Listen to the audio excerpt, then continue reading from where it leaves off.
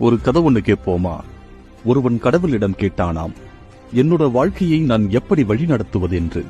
அதற்கு கடவுள் சொன்னார், உன் அறையை செக் பண்ணி என்று. அவனுடைய அறை எல்லா பதிலும் சொன்னது.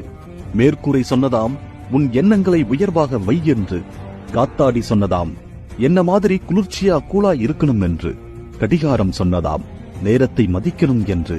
கேலண்டர் சொன்னதாம், என்னை மாதிரி தினமும் உன்னை புதுப்பித்துக் கொள் என்று. மணிப்பர்ஸ் சொன்னதாம், வருங்காலத்திற்காக சேமித்துக் கொள் என்று. கண்ணாடி சொன்னதாம், உன்னை மட்டும் பார் என்று. விளக்கு சொன்னதாம், என்னை மாதிரி அடுத்தவர் வாழ்வில் ஒளியேற்று என்று. ஜன்னல் சொன்னதாம், பரந்த மனப்பான்மையாக இரு என்று. தரை சொன்னதாம், எப்பவும் கீழே பணிவாக இரு என்று. படிக்கட்டு சொன்னதாம், வாழ்க்கையில் ஒவ்வொரு படியிலும் ஏறும்போதும் கவனமாக அடியெடுத்து வை என்று. இதுபோல வாழ்க்கையில் நாம் கடைபிடித்து வந்தால் மிக உயர்ந்த நிலைக்கு வரலாம்.